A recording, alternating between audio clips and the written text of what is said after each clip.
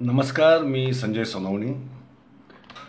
नाशिक विकास पेजवर आपल्याशी शिक्षण विचार या विषयावर मुक्त चिंतन मांडताना मला मनस्वी आनंद होत आहे. शिक्षण हा मानवी जीवनातला, मानवी पिढ्या घडवणारा, मानवी समाज, संस्कृती आणि मानवी समाजाचे एकंदरीत दिशा, भवितव्य ठरवण्यासाठीचा अत्यंत महत्त्वाचा असा शिक्षण हा गाभा आहे.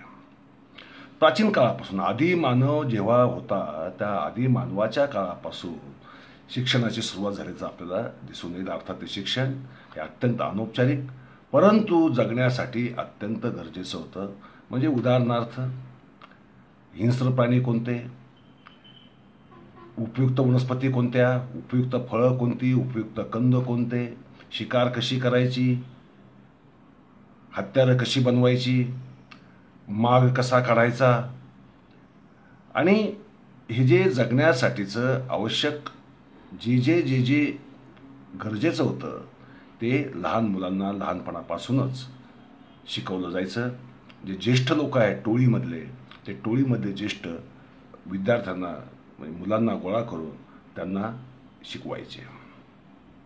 त्यातून लढवई टोळी पुढची पिढी निर्माण व्हावी, अजिंक्य पिढी निर्माण व्हावी, शत्रू टोळ्यांवर तिने मात केलीच पाहिजे, शत्रूला धडा शिकवलाच पाहिजे आणि आपलं स्वतःचं टोळीचं वर्चस्व ठेवलं पाहिजे.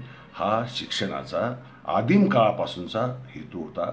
आजही त्या मूलभूत हेतूमध्ये फारसा बदल पडण्याचा आपल्याला दिसणार नाही, कारण आपण आता माध्यमं बदललेली आहेत, दिशा बदललेल्या आहेत आणि अत्यंत वेगवेगळे मार्ग शिक्षणासाठी वापरले जात आहेत. आणि आता करोनामुळे तर आपण पाहतोय की शिक्षण कसं शिकवलं जातं. सध्या या सोशल मीडियाच्या माध्यमातून म्हणजे झूम असेल किंवा असेल या माध्यमातून शिक्षक शिकवतात, विद्यार्थी समजून घेण्याचा प्रयत्न करतात, अभ्यास करतात. माध्यम बदलले परंतु शिक्षणाची पद्धत तीच राहिली आहे हे आपल्या लक्षात येईल. आज जर आपण भारतातलं शिक्षण जर पाहिलं प्राचीन काळापासूनचं तर फार गौरव केला जातो. अनेक लोक त्याच्या आजही त्याच्याबद्दल फार अभिमानाने, गौरवाने त्या शिक्षण पद्धतीबद्दल बोलत असतात. ती म्हणजे गुरुकुल पद्धती. दुसरी गोष्ट म्हणजे त्यांचा असा समज आहे की आपल्याकडच्या नालंदा, तक्षशिला हे विद्यापीठं म्हणजे ज्ञानाची अत्यंत उत्तुंग शिखरं होती, असा आपला एक समज सर्वसाधारणपणे बहुतेकांचा असतो. आणि असं काही दाखवलं जातं की जणू काही भारतीय शिक्षण पद्धती, गुरुकुल पद्धती हीच उत्कृष्ट पद्धत आहे, हीच श्रेष्ठ पद्धत आहे असं सांगितलं जातं. अरे ठीक आहे, ते कोणाला काय वाटावं हा ज्याचा त्याचा भाग झाला. वास्तव काय आहे ते फार वेगळं आहे. कारण या विद्यापीठांमध्ये सुद्धा जे शिकवलं जात होतं ते हे धर्मशिक्षण महत्त्वाचं होतं. न्यायशास्त्र, अलंकारशास्त्र आणि तत्त्वज्ञान आणि वादविवाद चर्चा कशी करावी या संदर्भातलं जे काही शिकवलं जायचं ते शिकवलं जायचं. शस्त्रास्त्रांचं शिक्षण देण्याची वेगळी व्यवस्था होती, मल्लविद्येचं शिक्षण देण्याची व्यवस्था वेगळी होती आणि लिहिण्या वाचण्याचं जे शिक्षण आहे, लिखाण वाचन फक्त म्हणजे गणित आणि किरकोळ अंकगणित हे मात्र सर्वत्र होतं. असा जो आपल्याकडे समज आहे की शिकायला बाकीच्यांना बंदी होती आणि ठराविक म्हणजे वैदिक लोकांनाच फक्त शिकता येत होतं, बाकीच्यांना नव्हतं, असं काही नाही आहे. वैदिक लोकांना फक्त मर्यादित असलेलं म्हणजे त्यांच्यापुरतंच सीमित असलेलं किंवा त्यांनाच अधिकार असलेलं शिक्षण फक्त त्यांच्या धर्माचे जे धर्मग्रंथ आहेत म्हणजे वेद असतील, जे ब्राह्मण ग्रंथ असतील, हे जे ग्रंथ आहेत किंवा स्मृती असतील याचं शिक्षण ते त्यांच्यापुरतं मर्यादित होतं. आणि ते स्वाभाविक आहे, कारण तो त्यांच्या धर्माचं शिक्षण त्यांच्यापुरतं मर्यादित असणार, यात काही वावगं नाही. इतरांना जे शिक्षण होतं त्यांना लिहिणं वाचण्याच्या पलीकडं फारसं शिकवलं जात नव्हतं. पण त्यांना शिकवलं जात होतं का? हो, शिकवलं जात होतं.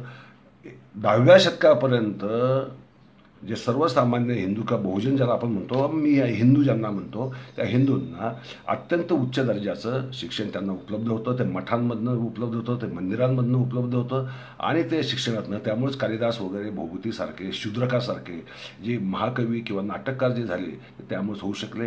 तंत्रशास्त्राचे असंख्य ग्रंथ लिहिले गेले, आगमशास्त्रांचे असंख्य ग्रंथ लिहिले गेले आणि 10व्या शतकानंतर मात्र अवनतीचे दिवस आले आणि मर्यादित आणि कारण लोक भक्ती मार्गाला जास्त लागले. भक्ती मार्गाचं गारूड एवढं मोठं पडलं, संतांची फार मोठी फळी निर्माण झाली असं आपल्याला पाहायला मिळतं. पण त्यांना त्यांचे अभंग लिहितात होते, मग चोखामेळा असो किंवा तुकाराम असो किंवा नामदेव असो. त्यामुळे लिहिता वाचता येत नाही हे खरं नाही. ब्रिटिशांनी 1817 ते 1820 ते 1830 या काळामध्ये सर्वेक्षण केलं होतं एल्फिस्टनने. त्या काळामध्ये प्रत्येक गावामध्ये एक शिक्षकी का होईना शाळा होती. ज्याला शिकायचे त्याला शिकवलं जात होतं. आणि अशा शाळांचा जे पूर्ण अहवाल त्याने तयार केला, ती 15 ते 35 असे विद्यार्थी असायचे. ते काही सरकारतर्फे ते शिक्षण नसायचं, सार्वत्रिक नव्हतं. ज्याची इच्छा असेल तो स्वतः फी द्यायचा आपल्या ऐपतीप्रमाणे. आणि 4 ते 6 रुपये पगार शिक्षकाचा असायचा. आणि शिक्षक ब्राह्मणच असायचे असं नाही, ते सर्व जाती जमातीतले असायचे. भंडारी असायचे, कुणबी असायचे, शिंपी असायचे, असे वेगवेगळ्या जातींमधले शिक्षकसुद्धा असायचे. आणि विद्यार्थीसुद्धा वेगवेगळ्या जातीतले असायचे. अस्पृश्यांना मात्र शिकायला बंदी होती, स्त्रियांनासुद्धा शिकायला बंदी होती.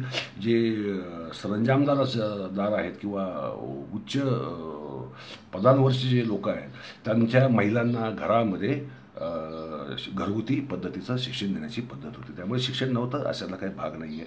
पण लक्षात ठेवा, ते शिक्षण फक्त लिहिता वाचता येण्यापुरतं मर्यादित होतं. आणि दुसरी गोष्ट, जे गरजेपुरतं गणित होतं म्हणजे अंकगणित म्हणून आपण त्याला, तेच फक्त मर्यादित होतं. कारण कोणाला याच्यापेक्षा जास्त आपल्याला शिकायची गरज आहे याची जाणीव नव्हती. किंबहुना शिक्षकांनाही त्याची जाणीव नव्हती. किंबहुना समाजामध्ये शिक्षणाबद्दलचं जे व्यापक तत्त्वज्ञान निर्माण व्हायला पाहिजे होतं, समाजाचीच एक गरज निर्माण व्हायला पाहिजे होती. समाजानेच आपल्या पुढच्या पिढ्यांची बौद्धिक क्षमता प्रगल्भ त्याला करण्यासाठी किंवा ज्ञानवंत करण्यासाठी जी शिक्षणाची पद्धत निर्माण करायची इच्छा आणि कृती करायला पाहिजे होती, ती केली नाही. ही वास्तव आहे. याचा जबाबदार सर्व समाज आहे. याला आपण कोणा एकाला जबाबदार धरू शकत नाही. फक्त वैदिक शिक्षण किंवा वेदांचं शिक्षण नव्हतं म्हणून आपण कोणाला तरी शिव्या देतो, त्याला काही अर्थ नाही. ते नव्हतं आणि असतं. ज्यांना वैदिक शिक्षण उपलब्ध होतं त्यांनी तरी काय दिवे लावले. त्यांनी घोकमपट्ट्या करून, पाठांतरं करून, धर्मशिक्षण घेऊन, फक्त लोकांचं पौरोहित्य करून आपली पोटं भरण्याच्या पलीकडं किंवा प्रशासकीय नोकऱ्या म्हणजे मंत्रिमंडळामध्ये असतील किंवा अधिकारी पदावरचे असतील, या नोकऱ्या मिळवण्याच्या पलीकडं त्या शिक्षणामध्ये काय ज्ञानात्मक भर घातली किंवा बौद्धात्मक भर घातली किंवा जागतिक ज्ञानाला तोंड देता येईल अशा प्रकारचं कोणतं ज्ञान निर्माण केलं असं चित्र आपल्याला दिसत नाही. कारण पूर्ण भारताची जी सामाजिक मानसिकता आहे, ही मानसिकता शैक्षणिकदृष्ट्या खऱ्या अर्थाने प्रगत आणि प्रगल्भ नव्हती. आजचं जर आपण शिक्षण पाहिलं, मेकॉलेमुळे आलं असं आपण म्हणतो. मेकॉलेमुळे आलं ही वस्तुस्थिती आहे. मेकॉलेचा हेतू मर्यादित होता. ब्रिटिश संख्येने कमी होते, भारतावर सत्ता गाजवायची होती, त्यांना कर्मचारी वर्ग पाहिजे होता. मग कर्मचारी वर्गात त्यांनी तयार करण्यासाठी म्हणजे कारकुनी वर्ग तयार करण्यासाठी शिक्षण पद्धती निर्माण करायचं ठरवलं. म्हणजे ढोबळमानाची जी ढोबळ पद्धती शिक्षण पद्धती होती, त्याच्यामध्ये शैक्षणिक दृष्टिकोन ज्याला आपण म्हणतो, तो शैक्षणिक दृष्टिकोन त्या शिक्षण पद्धतीत नव्हता. कारकून निर्माण करणं हा एकमेव हेतू त्याच्यामध्ये होता आणि त्यानुसार त्याने शिक्षण सुरू केलं. दुसरी गोष्ट अशी, संस्कृत महाविद्यालयावर बंदी घाला, पर्शियन महाविद्यालयांवर बंदी घाला, हे त्यानेच सांगितलं. याचं कारण असं आहे की संस्कृत विद्यालयांमध्ये म्हणजे जिथे फक्त वैदिकांनाच प्रवेश होता संस्कृत महाविद्यालयामध्ये, लक्षात ठेवा, दुसऱ्यांना प्रवेश नव्हता, त्या महाविद्यालयांच्या विद्यार्थ्यांनीच मेकॉलेकडे अर्ज केला की आम्ही हजारो लोक बेरोजगार आहोत, इथे विद्यापीठात संस्कृत विद्यापीठात शिकून आम्हाला नोकऱ्या मिळत नाहीत, त्यामुळे आम्हाला नोकऱ्या देण्याची काहीतरी व्यवस्था करण्यात यावी, आम्हाला शिष्यवृत्त्या देण्याची जी व्यवस्था करण्यात यावी. राजा राममोहन राय यांनी 1823 सालीच ब्रिटिशांकडे मागणी केली होती की सर्व संस्कृत महाविद्यालय भारतातली बंद करण्यात यावी, त्यांची अनुदानं बंद करण्यात यावी. कारण ब्रिटिश गव्हर्नमेंट संस्कृत महाविद्यालयांना अनुदान देत होतं, परंतु ते अनुदान बंद करावं अशी राजा राममोहन राय यांनी मागणी केली. हे एक वास्तव आहे. मेकालेचं काय म्हणणं होतं की इंग्लंडमध्ये बायरन, शेक्सपियर किंवा कोणती एक सामान्य लायब्ररी इंग्लंडमधली जरी समोर ठेवलेली संपूर्ण भारतीय संस्कृत साहित्य जर समोर ठेवलं तर ते त्याच्या 10% सुद्धा त्या संस्कृत साहित्याची लायकी भरणार नाही, कारण त्यात बायरन नाही, त्याच्यामध्ये शेक्सपियरच्या तोडीचं नाटककार नाही, त्याच्यामध्ये मेटाफिजिक्स नाही, फिजिक्स नाही, अवकाशशास्त्र नाही, म्हणजे विज्ञानाच्या कोणत्याही ब्रँचेस सुसंगत पद्धतीने किंवा मॅथमॅटिक्ससुद्धा सुसंगत पद्धतीने यांच्याकडे नाही. त्यामुळे हे संस्कृत ग्रंथांना ठेवण्याची काहीही आवश्यकता नाही असं त्यांनी म्हटलं. दुसरं मेकॉलेचं म्हणणं होतं की इंग्रजी माध्यमातूनच शिक्षण द्यावं, कारण इथल्या लोकांना, इतर देशीय या काळ्या लोकांना आपण इंग्रजी मध्ये शिक्षण जर दिलं नाही तर त्यांच्या या देशी भाषेत ज्याच्यात काही दमच नाही अशा भाषांमध्ये त्यांना आपण शिक्षण देण्याचा खर्च आपण इंग्रजांनी का करावा, हे त्याचं म्हणणं होतं. तो ब्रिटिशांचा प्रतिनिधी होता, त्यामुळे त्याचा दृष्टिकोन तसा असणं स्वाभाविक होतं. पण प्रिन्सेप एक ब्रिटिशच होता, प्रिन्सेप नावाचा फार मोठा विद्वान, ज्याने ही आपली ब्राह्मी आणि खरोष्टी लिपी वाचायचं अलौकिक काम केलं, त्यामुळे आपल्याला आपलीच भाषा समजली. त्या प्रिन्सेपने मात्र खंदा विरोध केला आणि प्रिन्सेप म्हणाला की मातृभाषेतच शिक्षण दिलं गेलं पाहिजे, कारण मातृभाषेत जर शिक्षण नसेल तर आकलन हे नीट होणार नाही, आणि आकलन नीट झाल्याखेरीज शिक्षणाला अर्थ राहत नाही. समज जर नाही तर ते शिक्षण घेणं म्हणजे दूरस्थ, म्हणजे धुक्याच्या काचेतनं जगाकडे पाहण्यासारखं होईल. मातृभाषेत तर सरळ थेट दृष्टीने पाहू शकतो, त्यामुळे मातृभाषेतनं शिक्षण दिलं पाहिजे. म्हणजे 7वीपर्यंत शिक्षण तरी मातृभाषेतच असलं पाहिजे, नंतर पुढे त्याला इंग्रजीत सुद्धा शिक्षण घेण्याची सोय केली पाहिजे. प्रिन्सेपचं म्हणणं ब्रिटिशांनी मान्य केलं. त्यांनी संस्कृत महाविद्यालय बंद केलं नाही, पण अनुदान बंद केलं. पर्शियन महाविद्यालयंसुद्धा चालू ठेवली, पण अनुदान बंद केलं. आणि ही मेकॉले शिक्षण पद्धती थोडेफार फुटकळ बदल करून अस्तित्वात आणली. तिचा उद्देश फक्त आणि फक्त कारकून निर्माण करणं हा होता. बुद्धिमान लोक, ज्ञानवंत लोक, प्रतिभाशाली लोक, प्रगल्भ लोक, विज्ञानाची झेप घेऊ शकणारे लोक निर्माण करणे हा शिक्षणाचा हेतू नव्हता. आणि गंमत लक्षात ठेवा, स्वातंत्र्यानंतर आज आम्ही 2021 साली आलो, परंतु आमच्या शिक्षणाच्या मूलभूत उद्देशामध्ये आजही फरक पडलेला नाही. पोटासाठी शिक्षण, नोकरीसाठी शिक्षण हाच आमच्या शिक्षणाचा मूलमंत्र आहे. जेथे स्कोप आहे तिकडे विद्यार्थी धडाधड ॲडमिशन घेतात, क्लासेस लावतात, डिप्लोमा करतात, कॉलेज करतात किंवा डिग्र्या घेतात, पोस्ट ग्रॅज्युएशन होतात, आपण डॉक्टरेटही करतात. परंतु स्कोप असेल तिकडे, लक्षात ठेवा, स्कोप हा शब्द इतका घातक आहे भारतीय लोकांच्या दृष्टीने. स्कोप, जिथे स्कोप आहे तिथे. आता मध्यंतरी आपल्याला माहिती असेल की IT फील्ड म्हणजे संगणक शास्त्रामध्ये, संगणक प्रणाली उद्योगामध्ये जरा थोडंसं स्कोप मिळायला लागला, जास्त पगार मिळायला लागले, सोपी कामं मिळायला लागली, आरामाची कामं मिळायला लागली. तुम्हाला सांगतो, टॉम डिक हॅरी और एव्हरी बॉय नेक्स्ट डोअर स्वतःला IT तज्ज्ञ समजायला लागला. आणि IT तज्ज्ञ म्हणजे काय, त्याला ती भाषा येत होती, ती भाषणारी लोक कमी होते, त्यामुळे स्कोप मिळाला. धडाधड त्यांना जॉब मिळत गेले. जोपर्यंत जॉब मिळत होते तोपर्यंत प्रत्येकजण जो तो ऊट सूट त्याच्या मागे लागत होता. त्याच्यात इंजिनिअरिंगची ती स्थिती होती, सिव्हिल इंजिनिअरिंगची ती स्थिती होती. नंतर सिव्हिल इंजिनिअरिंग ढपली, मेकॅनिकल इंजिनिअरिंगला दिवस आले बरे, मग मेकॅनिकल इंजिनिअरिंगचे आता गेले. मग मेडिकल तर काय आधीपासूनच फॉर्मात होतं, मग मेडिकलचे दिवस जरा थोडे कमी झाले. आणि शिकून मोठा साहेब व्हायचा. काय व्हायचा? आमचा शिक्षणाचा उद्देश काय? शिकून मोठा साहेब व्हायचा, म्हणजे व्हाईट कॉलर जॉब करायचा. आम्हाला कष्टाची कामं करणं किंवा शारीरिक श्रमाची कामं करणं याची लाज आमच्या शिक्षण व्यवस्थेत निर्माण केली. लक्षात ठेवा, हे सगळ्यात मोठं नुकसान मेकॉले प्रणीत शिक्षण पद्धतीने केलं. शारीरिक श्रम, कौशल्याचं काम याला अत्यंत घृणेच्या दृष्टीने पाहायला लागलं. आम्ही काम जो थोडंफार आपल्या लायकीप्रमाणे कामसुद्धा करत नाही अशा व्हाईट कॉलर माणसाला सन्मान देतो, परंतु जो प्लंबर असतो, जो इलेक्ट्रिशियन असतो, जो सायकलीची पंक्चर काढणारा किंवा चाकं बदलणारा माणूस असतो, त्याच्याकडे आमचा पाहायचा दृष्टिकोन अत्यंत दूषित आणि अत्यंत घृणास्पद असतो. आम्ही त्याला दुय्यम समजतो, कमी लेखतो. आम्ही एक नवीनच वर्णव्यवस्था या शिक्षण पद्धतीने निर्माण केली. आम्हाला शिक्षणाचा अर्थ समजलाच नाही.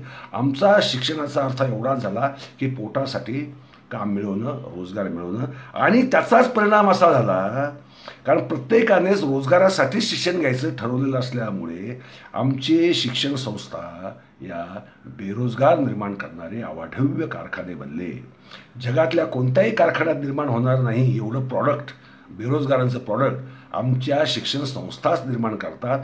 आणि त्याची आम्हाला काडीतकी सुद्धा खंत वाटत नाही. मग आम्ही आरक्षणासाठी म्हणतो, आपण काल आरक्षणाबद्दल बोललोच. मग आपण आरक्षणासाठी भांडणार, मग आपण जातींना दोष देणार, जन्म व्यवस्थेला जो दोष देणार, याला दोष देणार, त्याला दोष देणार. परंतु आम्ही हे लक्षात घेत नाही की आमच्या शिक्षणाच्या उद्देशातच मुळात गडबड आहे. आमचा शिक्षणाचा उद्देशच मुळात हा पोटार्थी असल्यामुळे त्याच्यामध्ये कुठेतरी सॅच्युरेशन येणार, ठराविक मर्यादेच्या पलीकडे नोकऱ्या मिळू शकणार नाहीत. आम्हाला नोकऱ्या देणारा सुद्धा बनावं लागेल. आमच्या शिक्षण व्यवस्थेत नोकऱ्या देणं, उद्योजक बनणं, व्यावसायिक बनणं, शास्त्रज्ञ बनणं, साहित्यिक बनणं, प्रतिभाशाली चित्रकार बनणं, आमच्या प्रतिभेला मुक्तद्वार देणं, एक संशोधक बनवणं, हे आमच्या शिक्षण पद्धतीत नाही. कल्पकता. शिक्षण कशासाठी असतं? खरं म्हणजे शिक्षण घरातनं चालू होतं. लक्षात घ्या, शिक्षण शाळेत गेल्यानंतर चालू होत नाही.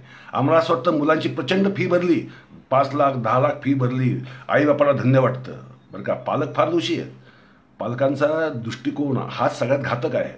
पालक काय करतात? पालकांना अभिमान वाटतो की माझा मुलगा अमुक अमुक इंटरनॅशनल स्कूलमध्ये शिकतोय, टायला घालतोय, बूट घालतोय, मस्तपैकी मॅनर्स काय भारी मॅनर्स शिकतोय, इंग्रजीत फाडफाड फाडफाड बोलतोय, म्हणजे माझ्या मुलाचं मी कल्याण केलं असा समज नकळतपणे आमच्या पालकांचा होतो. परंतु शिक्षण हे जन्माला मुलं येतं तेव्हापासून चालू होतं. गर्भात शिक्षण चालू होत नाही. हा गर्भसंस्कारवाला येडा माणूस आहे ना, तो काहीतरी सांगतो. ते काही असं काही होत नाही, असं जगामध्ये होत नाही. जर झालं असतं तर भारतातनं 51 नोबेल प्राईज विनर पैदा आतापर्यंत झाले असते आणि देशाचं चित्र बदललं असतं. आम्हाला मतिमंद लोक मिळतात उलटे. आज जर आपण भारताचा सरासरी जर ॲव्हरेज IQ जर काढला तर ॲव्हरेज IQ आमचा हा अक्षरशः 40-50-60च्या वर जाणार नाही. ही वस्तुस्थिती आहे, हे आपण लक्षात घेतलं पाहिजे. याचं कारण असं आहे की आमच्या शिक्षणा पद्धतीमध्ये ज्ञान हा विषयच नाही. लक्षात घ्या, आम्हाला शाळेत जातो, ठराविक अभ्यासक्रम असतो, तो काय बदलत नाही. तो अला पण तोच असतो आणि कलाही तोच असतो, क्षलाही तोच असतो. त्या मर्यादित अभ्यासक्रमाच्या चौकटीतच विद्यार्थ्याला अभ्यास करावा लागतो. त्या अभ्यासक्रमातच त्याच पद्धतीने परीक्षा द्याव्या लागतात आणि त्याच पद्धतीने त्याचं गुणांकन केलं जातं आणि त्याच पद्धतीने त्याचा मार्क म्हणजे त्याचं गुणांकन, त्याचं मूल्यांकन केलं जातं. आणि मग किती टक्के पडले यावर आपण त्याचं मेरिट ठरवतो. लक्षात घ्या, मुळात या समजुतीमध्ये फार मोठी खोट आहे. शिक्षण हे सब घोडे 12% या पद्धतीने असू शकत नाही, हे आम्हाला समजत नाही. आता ही नवीन शिक्षण पद्धती जी येते त्यात सुद्धा थोड्याफार फरकाने हीच पद्धत कायम ठेवण्यात आलेली जी आधी होती ती. त्यामुळे विद्यार्थ्यांचं कधी कल्याण होण्याची शक्यता नाही. लक्षात ठेवा, मूल जन्माला आल्यापासून त्याचं शिक्षण चालू होतं म्हणजे त्याच्या घरातल्या लोकांचं आचरण, त्याचा व्यवहार, त्याचे नातेवाईक, त्याचे मित्र, त्याचा समाज, ज्या समाजात तो राहतो, ज्या सोसायटीत तो राहतो, या सोसायटीतनं त्याचं अनौपचारिक शिक्षण चालू असतं. आणि प्रत्येक मूल एक स्वतंत्र व्यक्तिमत्व असं लक्षात ठेवा. प्रत्येक मुलाला तुम्ही जे 10 विषय किंवा 6 विषय जे काही शाळेमध्ये शिकवायला कंपल्सरी ठेवलेले असतात की ज्यात पास होणं अनिवार्य आहे, त्या विषयांमध्येच त्याला इंटरेस्ट असला पाहिजे आणि त्या सगळ्याच विषयामध्ये इंटरेस्ट असला पाहिजे. असं होऊच शकत नाही, कारण प्रत्येक व्यक्ती हे एक स्वतंत्र व्यक्तिमत्व आहे. त्याच्या आवडी वेगळ्या, त्याच्या निवडी वेगळ्या, त्याचा आकलनाची क्षमता वेगळी, त्याच्या अभिव्यक्तीची पद्धत वेगळी, त्याची दिशा वेगळी आणि त्याची कल्पकता वेगळी, त्याच्या आवडीचे विषय वेगळे आणि त्याचे उद्देशसुद्धा का शिकायचं याचे उद्देशही वेगळे. परंतु आमच्या शिक्षण पद्धतीमध्ये विद्यार्थ्याला मुळात तुला काय शिकावंसं वाटतं आणि काय शिकावंसं वाटतं हा प्रश्न कोणताही आईबाप विचारत नाही. कोणताही आईबाप बघा, तुम्ही सुद्धा विचार नसेल, जर तुम्हाला मुलं असतीलच तर तुम्ही सुद्धा तुमच्या मुलाला कधी तुला बाळा काय शिकावंसं वाटतं, तुला कोणता विषय आवडतो, कधी का शिकावंसं वाटतो हे आपण कधी बोलत नाही. आणि मूल काय करतं आपण पहा, मूल त्याला समाजातनं काय घ्यायचं आणि काय नाही घ्यायचं हे प्रत्येक मूल वेगळ्या पद्धतीने ठरवतं. लक्षात ठेवा, कारण त्याचा कल वेगळा असतो, त्याची आकलनता वेगळी असते, त्याची आवड वेगळी असते. एकाच घरातले 2 भावंडं जरी असली तरी त्यांच्यामध्ये फरक का असतो? तेच शिक्षण द्यायचा प्रयत्न करा. तसेच संस्कार करायचा प्रयत्न करा. तरीसुद्धा त्यांच्या वर्तनातला जो फरक आहे, ज्याला आपण वर्तनशास्त्र म्हणतो, ते वर्तनशास्त्र हे प्रत्येकाचं वेगळं असल्यामुळे कोण काय घेईल आणि काय घेणार नाही याचा आदमास तुम्हाला लागता येणं शक्य नाही. आणि हे अशी परिस्थिती असल्यामुळे तुम्ही घरातलं वातावरण कसं ठेवता, कशा पद्धतीने मुलांना स्वातंत्र्य देता. आई वडील काय करतात, मुलांना कुतूहल असतं, मुलं जिज्ञासेने अनंत प्रश्न विचारत असतात. म्हणजे ते प्रश्न आपल्याला फार पोरकट वाटतात, स्वाभाविक आहे, कारण ते अत्यंत लहान मुलं असल्यामुळे. लहान मुलाचे प्रश्न ते काही ज्ञानवंत प्रगल्भ आणि एकदम नोबेल प्राईजचे प्रश्न तो काही विचारणार नाही. तो पक्ष्यांबद्दल विचारेल, तो खेळांबद्दल विचारेल, त्या एखाद्या सिरियलमध्ये त्याला काही दिसतं त्याच्याबद्दल विचारेल, ते वेळपट प्रश्न असतील, सगळं ठीक आहे. ह्या प्रश्नांना आम्ही काय करतो, ते प्रश्न मुलांनी विचारू नयेत यासाठी आटोकाट प्रयत्न करतो. मुलांच्या प्रश्नांना आम्ही उत्तरं देत नाही. मुलांचं कुतूहलाचे पंख आम्ही छाटून टाकतो, कापून टाकतो आणि गप्प बस, तुला काय कळतं, तो आणि तुला काय करायचं आहे, काही संबंध आहे का, असं आम्ही विचारून म्हणून मुलांचं जी जिज्ञासा आहे, कुतूहल आहे, आणि खरं म्हणजे ज्याच्यात जिज्ञासा नाही, ज्याच्यामध्ये कुतूहल नाही, तो माणूस जीवनामध्ये कधीही ज्ञानार्थी होऊ शकत नाही, ज्ञान मिळवू शकत नाही. त्याचे पंखच कापले गेलेले असतात, तो उड्डाण भरू शकत नाही, तो झेप घेऊ शकत नाही. आणि अशा पद्धतीने आम्ही मुलांची घरातच वाढ करत असू तर मग शाळेत पाठवतात नेमकं काय होतं हे आपण आता पाहू. आता बघा, अगदी आजकाल तर काय फार लहानपणातच मुलांना ज्युनियर KGला वगैरे पाठवलं जातं. मोठ्या स्कूलमध्ये आईबापाचे इंटरव्ह्यू असतात, बरोबर आहे, आईबापांचे इंटरव्ह्यू येतात मुलाला ॲडमिशन द्यायची की नाही हे ठरवण्यासाठी. मग डोनेशन नंतरच्या गोष्टी आल्या, पण आधी इंटरव्ह्यू, आई वडिलांचा इंटरव्ह्यू घेतला जातो, घेतला जातो. मला एक सांगा, तुम्ही कोणत्या आईबापाने तो लाखोचं डोनेशन देत असताना तिथल्या शिक्षकांचा इंटरव्ह्यू घेतलाय बरं? घेतलाय? तिथल्या शिक्षक, माझ्या मुलाला जे शिक्षक शिकवणार आहेत त्यांच्या शैक्षणिक लायकी काय, त्यांचा दर्जा काय, हा प्रश्न आम्ही कधी विचारलाय? आम्ही कधी त्यांची परीक्षा घेतली आहे? घ्यायला पाहिजे खरं तर, कारण आज परिस्थिती अशी आहे की शिक्षकांचा दर्जा हाच चिंतनीय आहे. लक्षात घ्या, भारतामध्येच नव्हे जगामध्ये सुद्धा अनेक देशांमध्ये शिक्षकांच्या दर्जाबद्दल अत्यंत चिंता व्यक्त केली जाते, त्यासाठी प्रयत्न केले जातात. आमच्या देशात ते प्रयत्न नाहीच. आता तुम्ही TVला अनेकदा कधी दाखवतात की शाळांमधल्या शिक्षकांचेच इंटरव्ह्यू घेतले की त्यांना राजधानी माहीत नसते, त्यांना पंतप्रधान माहीत नसतो, राष्ट्रपती माहीत नसतो. म्हणजे त्यांचं अज्ञान एवढं घन असतं. आणि भाषा, आता फ्युचरचं स्पेलिंगचा उच्चार फुटुरे, नेचरचा नटुरे असाही उच्चार करणारे शिक्षक जर असतील तर तुमच्या मुलांना इंग्रजी काय शिकवणार आहे? तुमचे पोरं कोणत्या दर्जाची इंग्रजी शिकणार आहे? म्हणजे खरं म्हणजे आम्ही आमच्या मुलाला शिकवणारे जे शिक्षक आहेत त्यांचा इंटरव्ह्यू काय होऊ नये. आम्हीच पॅनल किंवा पालकांनी मिळून पॅनल बनवून त्या शिक्षकांना बसवून त्यांची परीक्षा का घेऊ नये, त्यांचं ज्ञान अद्ययावत आहे की नाही, त्यांना ताजं जे संशोधन आहे त्यातलं काय माहिती आहे ते अप टू डेट आहे की नाही याबद्दल आम्ही कधी चौकशी करतो का? मुलगा पार ग्रॅज्युएट आहे, पोस्ट ग्रॅज्युएटला गेलेला असतो, आम्ही कधीही त्याबद्दल विचार करत नाही. त्यामुळे प्राध्यापक, शिक्षक, सर त्यांच्या मर्जीला येईल ते अक्षरशः 20-20 वर्ष 30-30 वर्ष त्याच नोट्स वापरणारे शिक्षक मी पाहिलेले आहेत. आणि या शिक्षकांनी खरं म्हणजे शिक्षण व्यवस्थेचं वाटोळं केलेलं आहे. मग आता विद्यार्थ्याचं काय होणार?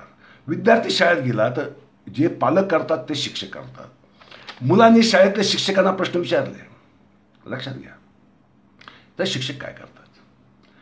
त्यांना अभ्यासक्रमात आहे का? नाही ना, मग विचारू नको. अभ्यासक्रमात नाही ते विचारायचं नाही, तुला मी ते सांगणार नाही, त्यांनी त्याची तुला गरज काय? बरं, एखादा धडा आहे, तो काय म्हणतो, बरं तो ऑप्शनला टाक, तो ऑप्शनला आहे, काही शिकायची गरज नाही, वाचायची गरज नाही. म्हणजे आम्ही ज्ञानासाठी शिकत नाही, लक्षात ठेवा, आम्ही आमच्या मार्कांसाठी शिकतो. आणि येथेच आम्ही स्वतःची एवढी फसगत करून घेतो, आम्ही ज्ञानासाठी शिकतच नाही. आमची बुद्धी वाढावी, आमची बुद्धी प्रगल्भ व्हावी यासाठी आम्ही शिकत नाही. आम्ही आमचं काम सोपं करण्यासाठी शिकतो. आम्ही पुस्तकही वाचत नाही, आम्ही गाईड वाचतो, आम्ही क्लास लावतो. कशासाठी लावतो? असाच क्लास आम्ही पाहतो की जो अपेक्षित प्रश्न बरोबर सांगेल, असाच आम्ही क्लास लावतो. नंतर आम्ही शिकतो, नंतर मोटिवेशनच्या क्लासला जातो, आम्हाला मोटिवेशन मिळतं ना.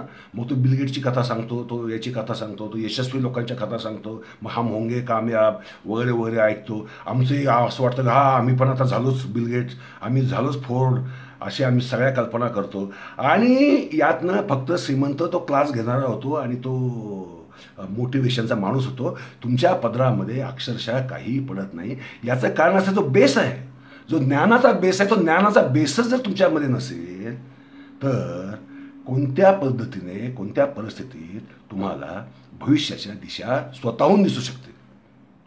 लक्षात घ्या.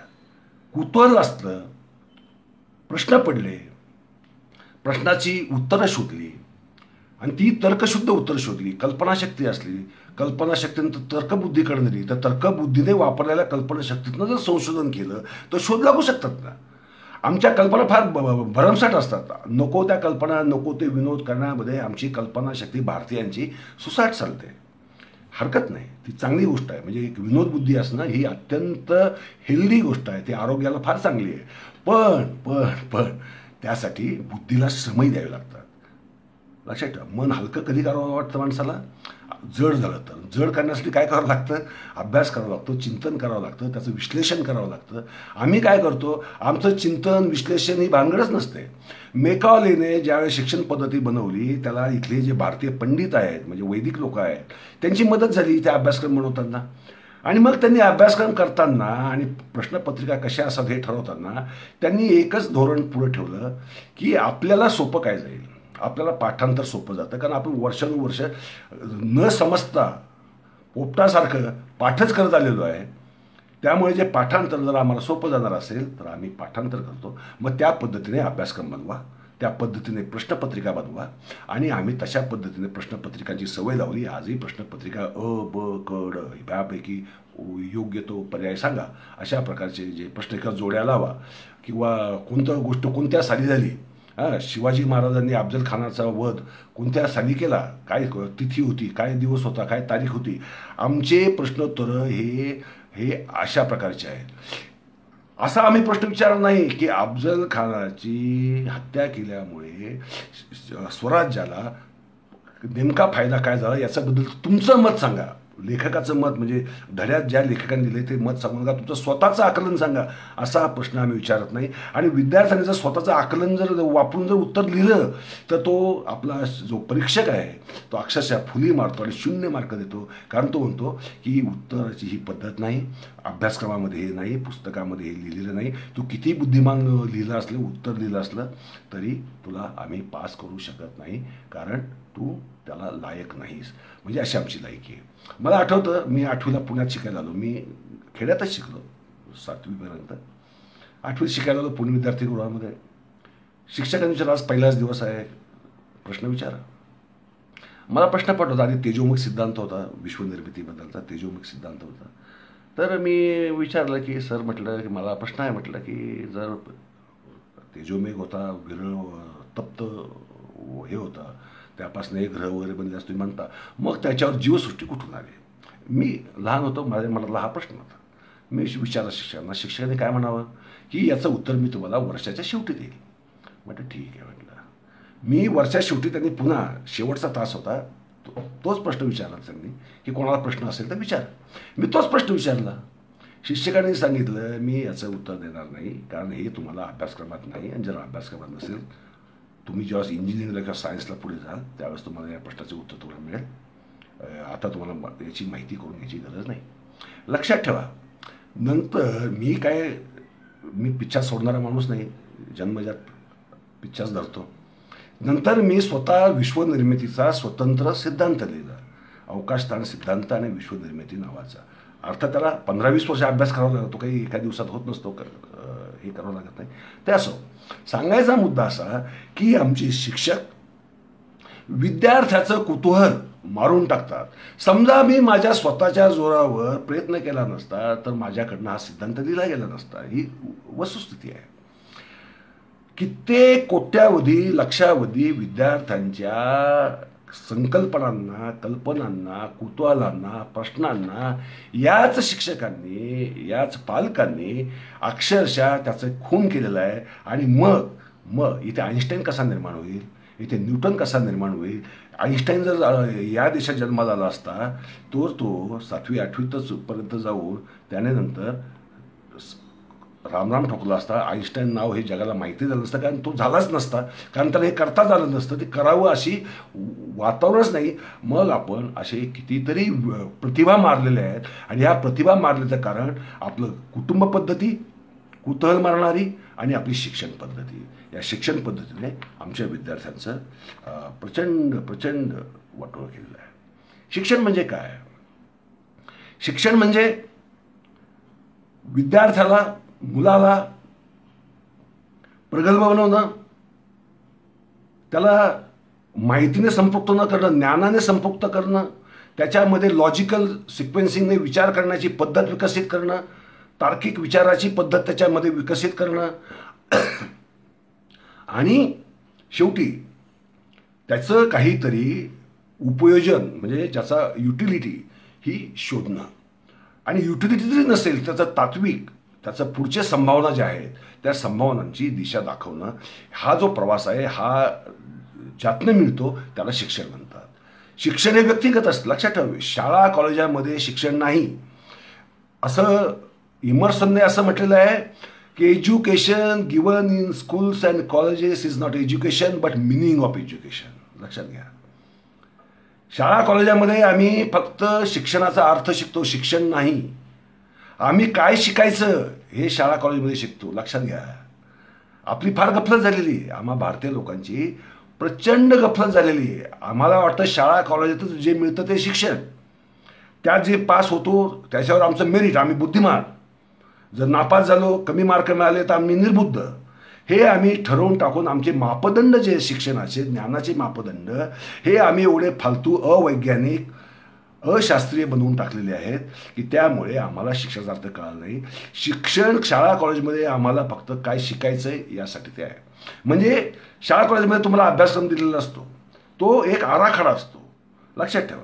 तुम्हाला समजा तुम्ही मध्ययुगीन किंवा शिवाजी महाराज इतिहास शिकताय असं गृहीत धरा, त्यात एक तुम्हाला आराखडा असतो. चला, शिवाजी महाराज जन्म इथे झाला, ते महाराजांनी असं असं असं असं जीवनामध्ये केलं, हा एक आराखडा आहे. त्याच्यामध्ये संशोधन करून स्वतःच्या प्रतिभेने त्या इतिहासाचं नव्याने आकलन करून त्यांच्या हालचालींचं असेल, त्यांच्या शत्रूंचं असेल, त्यांच्या मित्रांचं असेल, त्यांच्या अर्थव्यवस्थेचं असेल, त्यांच्या प्रशासन व्यवस्थेचं असेल, त्यांच्या आपल्या लष्करी व्यवस्थेचं असेल, याचं ॲनालिसिस ते स्वतः करता येणं हे विद्यार्थ्याने करायचं असतं. लक्षात घ्या. त्याला शिक्षण म्हणतात. मग या पार्श्वभूमीतून पहा, तुम्ही शिकलात शाळेमध्ये? नाही शिकलात. तुम्हाला काय शिकायचं हे सुद्धा समजलेलं नाही आहे. जर काय शिकायचं हे सुद्धा जर नीट समजत नसेल तर आम्ही शिकणार काय? आम्ही स्वतःहून काय शिकणार? आणि आम्ही निर्मिती काय करणार? लक्षात ठेवा. मेकॉलेने शिक्षण पद्धतीची निर्मितीच अशी केली, रचनाच अशी केली की भारतीय लोकांनी नवनिर्मिती करू नये. लक्षात ठेवा. अत्यंत गंभीर गोष्ट होती ही, ज्याच्याकडे भारतीय समाज धोरणांचं त्या काळातल्या लक्ष गेलं नाही. कारण त्यांच्या पुढचे अर्थात प्रश्न वेगळे होते. त्यांनी याचा सिरियसली विचार केला नाही. त्यांनी देशीवाद, शिक्षणामध्ये देशीवाद कसा न्यायचा, भारतीय भाषात कसं शिक्षण द्यायचं, भारतीय पद्धतीनं कसं शिक्षण द्यायचं याच्यावर विचार केला. पण काय शिकवायचं याच्यावर मात्र विचार केला नाही. लक्षात ठेवा.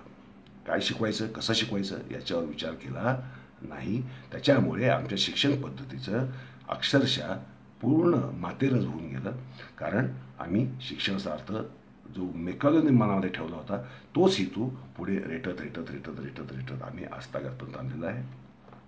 आणि आमचं बाह्य अवडंबर जे आहे, म्हणजे रूम्स किती असाव्यात, एका शाळेमध्ये एका वर्गामध्ये किती विद्यार्थी असावेत, शैक्षणिक साधनं काय असावीत, मग परदेशी शिक्षण संस्थांना प्रवेश द्यायचा की नाही द्यायचा, त्यानंतर युनिव्हर्सिटी ग्रांट कमिशन अस्तित्वात ठेवायचं की नाही ठेवायचं, मग बहुशाखीय शिक्षण कसं द्यायचं, कसं नाही द्यायचं, हे आमचे जे नवीन शिक्षण धोरणसुद्धा आहे हे अक्षरशः फक्त रंगरंगोटी आहे. जो मूलभूत गाभा आहे शिक्षणाचा त्याच्याकडे आमचं लक्ष नाही. लक्षात ठेवा. पाश्चात्य देशांमध्ये शैक्षणिक मानसशास्त्रावर अगदी प्लेटोच्या काळापासून विचार चालू झाला. लक्षात ठेवा. सॉक्रेटिस हा जगातला अत्यंत उत्कृष्ट शिक्षक होता, कारण तो प्रश्न विचारायचा. लक्षात ठेवा. त्याला विषयाचा प्याला त्यासाठी प्यावा लागला, कारण तो प्रश्न विचारायचा आणि विद्यार्थ्याला कडनं उत्तर मागायचं. लक्षात ठेवा. तो उत्तर नाही द्यायचा. विद्यार्थ्याला विचार करायला प्रवृत्त करायचा, त्याला चिंतन करायला प्रवृत्त करायचा आणि त्याच्याकडनं तो उत्तर मागून घ्यायचा. 4 विद्यार्थ्यांचे उत्तर सारखे येणार नाहीत आणि येऊच नाहीत, कारण ते प्रोटोटाईप्स असतं ना, त्याला खरं उत्तर म्हणत नाहीत. प्रत्येकाचं उत्तर हे स्वतंत्रच असलं पाहिजे, कारण प्रत्येक व्यक्तिमत्व, प्रत्येक व्यक्ती एक स्वतंत्र व्यक्ती आहे, हे आपण लक्षात घेतलं पाहिजे. सॉक्रेटिसला समजलं. सरकारला वाटलं, त्यांच्या राजाला वाटलं की या तरुणांना भडकवतोय, कारण तो विचार करायला भाग पाडतोय. म्हणजे याचा अर्थ असा की लोक विचार करू शकत होते, तरुण विचार करू शकत होते, आणि सॉक्रेटिसने ते ओळखलं. त्यांनी विचार करायला लावला. आमचा समाज असा आहे, मतिमंद निर्माण करणारा समाज आहे की आम्हाला प्रश्न विचारणारे लोक नको आहेत. प्रश्न सरकारला विचारलेले चालत नाहीत, व्यवस्थेला विचारलेले चालत नाहीत, धर्माला विचारलेले चालत नाहीत, शिक्षण व्यवस्थेला विचारलेले चालत नाही, आई वडिलांनाही प्रश्न विचारलेले चालत नाहीत. म्हणजे आमचं समाज हा मनमुटाव करणारा, मनाचे टोटल दरवाजे बंद करायला लावणारा आणि त्याला एका अर्थाने गुलाम करणारा असा आमचा समाज बनलेला आहे. अशा समाजातनं स्वतंत्र प्रतिभेचे, स्वतंत्र प्रज्ञेचे लोक कसे निर्माण होतील याचा आम्ही गांभीर्याने विचार करायला पाहिजे. लक्षात घ्या, शिक्षणातून जग बदलू शकतं, देश बदलू शकतो, समाज बदलू शकतो, व्यक्ती बदलू शकते. ज्याच्यामध्ये स्वतंत्र प्रज्ञेचा विकास झालेला आहे. आताच्या पद्धतीमध्ये काही क्वचित अपवादाने काही येतात पुढे, नाही अशातला भाग नाही, काही प्रतिभावंत पुढे येतात, पण ते सुद्धा जेवढी झेप घेऊ शकले असते तेवढी घेऊ शकत नाहीत ना. त्याचं काय करायचं? हा जो भाग आहे, हा जो श्रमप्रतिष्ठेचा जो भाग आहे, हा श्रमप्रतिष्ठेचा भाग तर आम्ही पूर्ण विसरूनच गेलो. कारण आम्हाला श्रम न करता नोकरी करायला मिळणं हा आमचा शिक्षणाचा अर्थ आहे. आमचा शिक्षणाचा अर्थ हा नाही आहे की श्रमाचं अशा रीतीने उपयोग करावा की कमीत कमी श्रमात जास्तीत जास्त उत्पादन कसं होईल असे आम्ही शोध लावावे, हे आमच्या पद्धतीत नाही आहे. तो आमच्यात विचारच नसतो. आम्हाला हात काळे करायला चालत नाहीत, आमच्या शुभ्र कपड्यांवर काळा डाग पडलेला आम्हाला चालत नाही, किंवा निळा डाग पडलेला आम्हाला चालत नाही. कारण आम्ही आमची स्वतःची विचार करण्याची जी पद्धत आहे ती आमच्या शिक्षण पद्धतीमुळेच एवढी संकुचित करून टाकली आहे. आमची स्वप्नसुद्धा आम्ही एवढी खुरटी बनवून टाकली आहे. आमची स्वप्न आज सुद्धा असून काय असतात? शिकायचं, कुठेतरी चिकटायचं, फ्लॅट झाला पाहिजे, कार झाली पाहिजे, मग लग्न झालं पाहिजे, मग आठवड्यातनं एकदा कुठेतरी फिरायला गेलं पाहिजे, पिक्चर पाहायला पाहिजे, बटाटे वडे खाल्ले पाहिजेत. पुणेकर असेल तर त्याला बटाटे वडे फार प्रिय असतात. एक गजरा घेतला पाहिजे बायकोसाठी, आणि वर्षातनं एकदा कुठेतरी फिरायला जायला मिळालं पाहिजे. ते देवदर्शनाला जायला मिळालं पाहिजे, तिरुपतीला किंवा साईबाबाला किंवा चारोधामला किंवा ज्योतिर्लिंगांना जायला मिळालं तर उत्तमच. ही आमची जगण्याची, आनंदाची, जीवनाच्या आनंदाची ही आमची स्वप्न. ही एवढी क्षुद्र, एवढी घटिया, एवढी बालिश स्वप्न आहेत आमची. आमची स्वप्न जर एवढी बालिश असतील तर आमच्याकडनं महत्तम, उत्कृष्ट कृत्य आमच्याकडनं कशी होतील? होण्याची शक्यता नाही. कसं होणार? कारण आरातच नाही ना. आमच्या आरात आम्हीच ठेवत नाही, आम्हीच आमचे झरे बंद करून टाकले. झरे आहेत, होते. जन्माला ज्यावेळेस मूल येतं त्यावेळेस तो सर्वात जास्त प्रतिभावंत असतो, लक्षात ठेवा. त्याला फक्त व्यवस्थेने पैलू पाडायचे असतात, त्याला दिशा द्यायची असते. आणि ती दिशासुद्धा द्यायची म्हणजे काय करायची? तो अमुकच दिशेला असं नाही. या दिशा आहेत, या 25 दिशा आहेत, त्यातली तू निवडायची आहेस. तू निवडून तुला जर समजा गणितात इंटरेस्ट असेल तर मी तुला इतिहास तुझ्या बोकांडी कशाला टाकू? गरज नाही ना. आमच्या डोक्यावर आम्हाला गणितही बोकांडी, इतिहासही बोकांडी, भूगोलही बोकांडी, नागरिकशास्त्रही बोकांडी, हे 10 विषय आमच्या बोकांडी कशाला पाहिजेत? मला जर मी समजा इतिहासकार आहे तर मला इतिहासामध्येच एक्सपर्ट करायला पाहिजे, इतिहासातच संधी दिली पाहिजे. बाकीचे विषय तोंडओळख म्हणून ठेवायला हरकत नाही, ते माहीत पाहिजेत. परंतु त्याच्यात मी पास होणं गरज काय? उलट मी माझी बुद्धी जिथे चालते, माझी स्मरणशक्ती जिथे चालते, माझं आकलन जिथे जास्त चालतं, ज्या इतिहासात म्हणा, एखाद्याचं गणितात चालत असेल, एखाद्या भाषेत चालत असेल, एखाद्याचं वेगवेगळ्या विज्ञानात चालत असेल, त्याला ते करू द्या ना. उगीचच त्याच्या बोकांडी आमच्या शिक्षण व्यवस्थेने फालतू विषय एवढे बोकांडी मारलेले आहेत आणि आम्ही विद्यार्थ्याला विचारतच नाही की बाबा तुला काय करायचं आहे. आम्ही ठरवतो मार्क किती पडले त्याच्यावरनं ठरवतो याला कशात हा हुशार आहे. आता नाही त्याच्यात हुशार, मार्क जास्त पडले म्हणून समजू नका, त्याची त्या विषयातली स्मरणशक्ती चांगली आहे, त्याचं आकलन आहेच चांगलं असा त्याचा अर्थ नाही, हे आपण समजावून घेतलं पाहिजे. म्हणजे आम्हाला आमच्या मुलांना, पालकांना बदलावं लागेल. शिक्षक बदलतील तेव्हा बदलतील, बदलायचं आहे पालकांना. अनेक पालक काय करतात, त्याला इंजिनियर व्हायचं असतं. म्हणजे आमच्या पिढीच्या वेळेस असं खूप होतं, आता मला फारसं माहीत नाही. काय होतं, बापाला इंजिनियर होता आलं नाही, किंवा डॉक्टर होता आलं नाही, किंवा आर्मीत जाता आलं नाही, किंवा ऑफिसर होता आलं नाही, किंवा IAS होता आलं नाही, IPS होता आलं, किंवा पोलीस होता आलं नाही. मग तो काय करणार, लहानपणापासून ठरवणार मी माझ्या मुलाला इंजिनियर बनवणार. मग त्या मुलाला त्यातली अक्कल असो अथवा नसो, त्याची आवड असो अथवा नसो, बळजबरी त्याला त्याच्या ढकलायचा, मागं रेटा लावून घोकमपट्टी करायला लावून, क्लासेस लावून, प्रसंगी कॉप्या करून त्याला ते पास करायला लावणार. नको त्या आवडीच्या, आवडच नाही, ज्याच्यामध्ये इंटरेस्टच नाही अशा विषयात त्याला घ्यायला लावणार आणि त्याच्या आयुष्याचं वाटोळ करून टाकणार, त्याची स्वप्न संपवून टाकणार. ही म्हणजे शरीराने माणसं मारलेली एक वेळ परवडली. तुम्ही बौद्धिकदृष्ट्या ज्या वेळेस कोणाची हत्या करता, ज्याच्या प्रतिभेची हत्या करता, त्याच्या स्वप्नांची हत्या करता, ती हत्या हा सर्वात मोठा जगातला क्राईम आहे, हे आपण लक्षात घेतलं पाहिजे. आपल्याला दुसरी गोष्ट काय झाली आपली, सरकार काय करतं की समाजाला भविष्याची गरज काय आहे ती गरज पूर्ण करण्यासाठी कुशल कामगार, म्हणजे ते बौद्धिक असतील किंवा शारीरिक असतील, हे कसे निर्माण करायचे यासाठी ते एक योजना आखतात. लक्षात घ्या, मनुष्यबळ विकास खात्याचं ते काम असतं. आजकाल ते काही काम करत नाही, बाबा वेगळा, ते सोडून द्या आपण.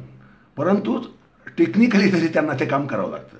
म्हणजे कसं, मग भविष्यात इंजिनियर किती लागणार आहेत, डॉक्टर किती लागणार आहेत, इंजिनियर्समध्ये सिव्हिल इंजिनियर किती लागणार, मेकॅनिकल किती लागणार, केमिकल इंजिनियर्स किती लागणार, पॉलिमर इंजिनियर्स किती लागणार, ऑटोमोबाईल इंजिनियर्स किती लागणार, हे अंदाज बांधून त्यानुसार मग तेवढी जागा, सीट्स निर्माण करणं, तेवढी कॉलेजेस निर्माण करणं, किंवा आहे त्या कॉलेजातल्या जागा वाढवणं, हे उद्योग करण्यासाठी हे मनुष्यबळ विकास खातं असतं.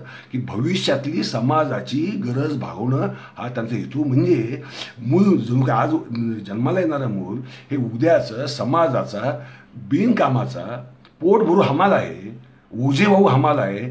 आताच्या पिढीची स्वप्न किंवा हतबलता आपल्या खांद्यावर, जसा येशूने खांद्यावर क्रूस वाहून नेला, त्याप्रमाणे याच्या प्रेतांचं, स्वप्नांच्या प्रेतांचं ओझं आपल्या खांद्यावर ओढून नेणारा तो अपत्य आहे, असं आम्ही जर नागरिक, भविष्यातला नागरिक आहे असं आम्ही समजतो. आणि आम्ही भविष्याची हत्या करतो. आम्ही फक्त आमच्या मुलाच्या भविष्याची हत्या नाही करत, आम्ही देशाच्याच भविष्याची हत्या करतो. ज्यावेळेस एकाचं स्वप्न आम्ही भंग करतो, एकाच्या स्वप्नाची आम्ही ज्यावेळेस वाट लावतो, त्यावेळेस स्वाभाविकपणे त्याच्याबरोबरच्या जे काही त्याचा जो एक वर्तुळ असतं, ज्याला आपण वर्तुळाचा एक न्याय असतो, त्याच्यावर मी कधीतरी तुमच्याशी बोलेल. वर्तुळाचा सुद्धा एक नियम आहे, वर्तुळाचा एक कायदा आहे, त्याच्यावर मी भविष्यात पुस्तक लिहिणार आहे, माझं संशोधन सध्या चालू आहे.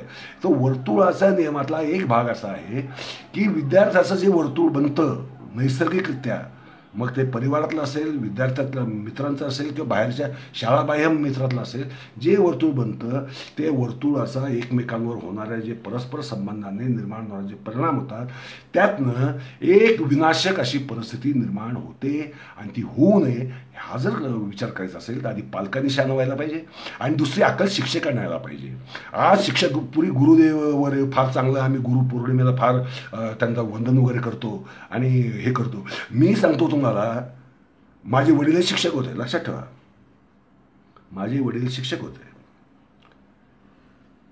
भारतामध्ये खऱ्या अर्थाने शिक्षक, ज्याला शिक्षणाचा अर्थ कळालाय असा शिक्षक नाही, ही दुर्दैवाने एक कटू असली तरी वस्तुस्थिती आहे. आपण मग समाधान शोधत असतो, मग याच्यात समाधान शोध, त्याच्यात समाधान शोध, त्याच्यात समाधान शोध, पण एक खोटं समाधान शोधू नका. गुरु नावाची गोष्ट अस्तित्वात नाही आहे, ती असूही शकत नाही, असूही नये. कारण गुरु म्हणजे काय करतो, गुरु म्हणजे त्याच्या ज्या संकल्पना असतात किंवा त्याची जी कला असते, समजा काय, ती तशी विद्यार्थ्यांमध्ये संक्रमित करण्याचा प्रयत्न करतो. म्हणजे तो रोबो बनवायचा प्रयत्न करतो, तो झोंबी बनवायचा प्रयत्न करतो, तो प्रोटोटाईप बनवायचा प्रयत्न करतो, तो रोबोटिक बनवायचा प्रयत्न करतो. त्याला शिक्षक म्हणत नाही. शिक्षक असला पाहिजे, गुरु अजिबात नसता कामा नये. आणि आता आपले ज्या काही संकल्पना आहेत आपण उदात्तीकरण करून ठेवलं काही संकल्पनांचं, जसं गुरुकुलचं वगैरे जे फालतू उदात्तीकरण ठेवलेलं आहे, या उदात्तीकरणाला बाहेर पडा. विद्यार्थी हाच केंद्रबिंदू असतो शिक्षणाचा, ज्ञानाचा. आणि त्याची जी स्वतःची इच्छा आहे, त्याला जे शिकावंसं वाटतंय, त्याला ज्यातलं कळतंय, ज्यातलं आकलन आहे आणि ज्यातलं जास्तीत जास्त कळावं असं वाटतं. आणि जगामध्ये प्रत्येक विद्यार्थी बुद्धिमान आहे, लक्षात ठेवा. हे मेरिट हे जे काही वैदिक लोकांनी जे चालू केलं नाटकं फालतूची, मेरिट म्हणजे तुमची काय पोपटपंची म्हणजे मेरिट नाही.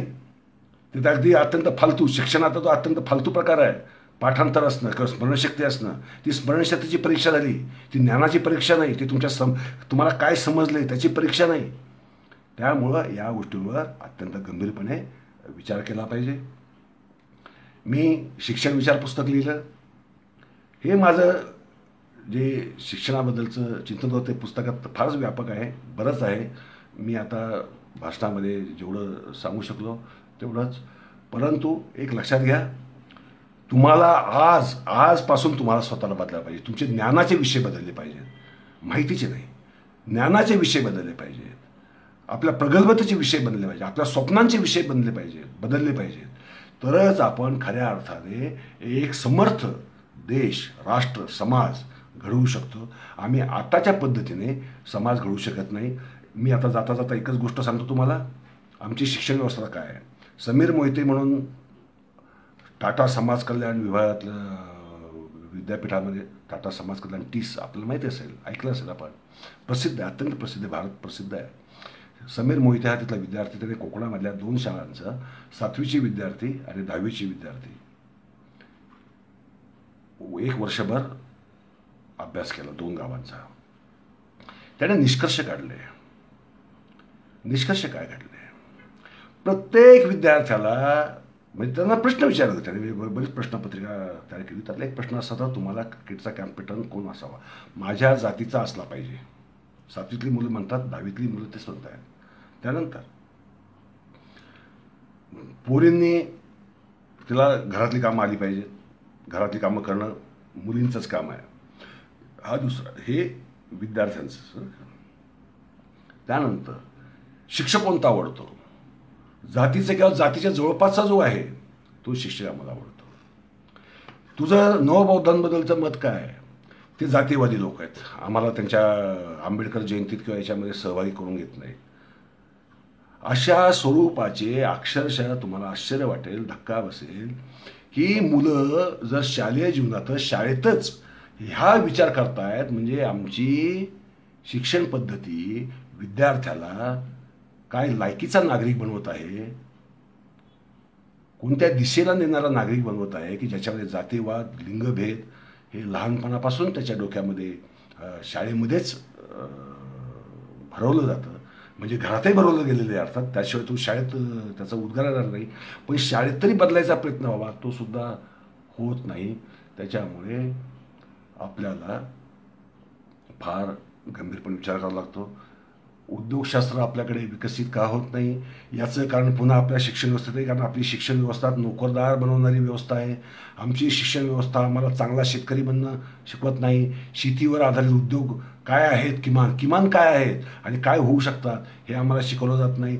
आम्हाला फळप्रक्रिया उद्योग आहेत, त्यातलं काही शिकवलं जातं. आम्हाला इंजिनिअरिंगचे उद्योग कशाच खूप जाऊ द्या. आर्टिफिशियल इंटेलिजन्स ज्यावेळी जग त्याच्या पुढे फार पुढे गेलं, आम्ही त्याच्यामध्ये फक्त कोडिंग करणारे म्हणणार आहोत. काय जसं IT मध्ये आज आमची स्वतःची भाषा नाही.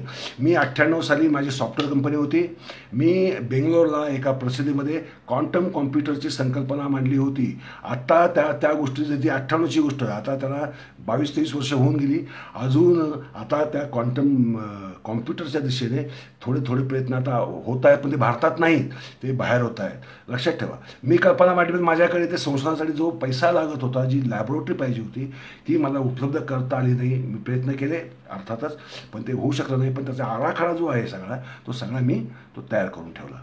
परंतु क्वांटम कॉम्प्युटर किंवा एखादी लँग्वेज बेसिक असेल, कोबोल असेल, VC++ वगैरे ह्या ज्या काही सगळ्या आताच्या क्लाउड कॉम्प्युटिंग वगैरे जे सगळ्या पद्धती आहेत, आर्टिफिशियल इंटेलिजन्स, यात आमचं स्वतःचं योगदान काहीही नाही.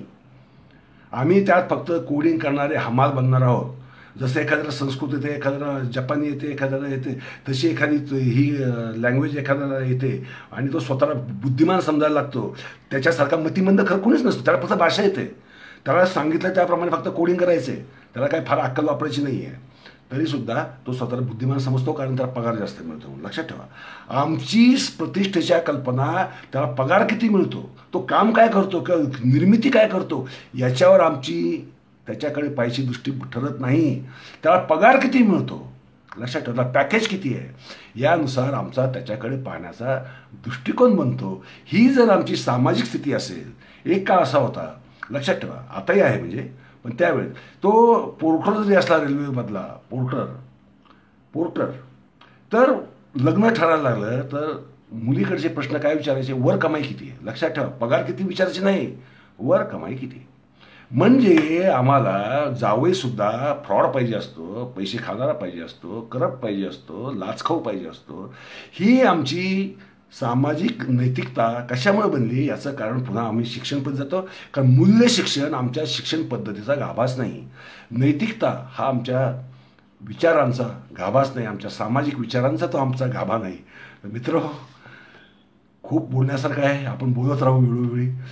जर कधी जर सहज मिळालंच तुम्हाला कुठे, तर हे पुस्तक अवश्य बघा, कारण तुम्हाला काहीतरी उपयोग होईल. लायब्ररीतनं वाचलं तरी चालेल. हे स्टोरीटेलवर हे पुस्तक दुर्दैवाने नाही आहे, कारण अकॅडमिक पुस्तकं शक्यतो स्टोरीटेल करत नाही. कदाचित ते करते भविष्य काळामध्ये, परंतु सध्या तरी हे वाचलं पाहिजे, वारंवार चिंतन केलं पाहिजे. आणि त्यात भरपूर विषय आहेत. म्हणजे अगदी ज्ञान म्हणजे काय, या ज्ञानाची व्याख्या काय, मानसशास्त्र, शिक्षणाचं मानसशास्त्र म्हणजे नेमकं काय असतं. आमचे मानसशास्त्राविषयी आमच्याकडे कुणी फार गंभीरपणे घेत नाही, कारण मानसशास्त्रज्ञाकडे जातो म्हटलं की लोकांना वाटतं मला काय वेळ बीड लागला काय, मी कशा जाऊ मानसशास्त्रज्ञाकडे. तसं नसतं मित्रांनो. मानसशास्त्र हे जन्माला आल्यापासून आपल्या हातात हात घालून चाललं असतं. अनेकदा आपल्याला आपलं स्वतःचं मानसशास्त्र कळत नाही, आपल्या आवडीनिवडी आपल्याला स्वतःलाच कळत नाही, आपण गोंधळून जातो. त्यास मानसशास्त्रज्ञ मदतीला येतात. मानसशास्त्रज्ञांची मदत अवश्य घेतली पाहिजे. ते तुमचं स्वतःचे कल काय आहेत, तुमचे स्वतःची दिशा कोणत्या आहेत, तुमच्या आवडी काय आहेत, ह्या समजून घेण्यासाठी तुम्हाला मदत करतात.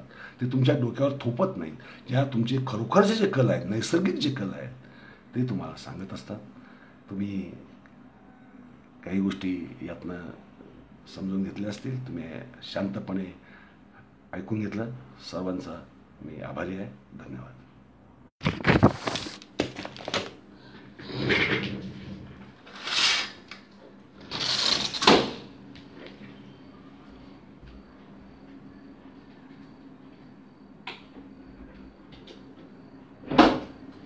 राणी, राणी, राणी.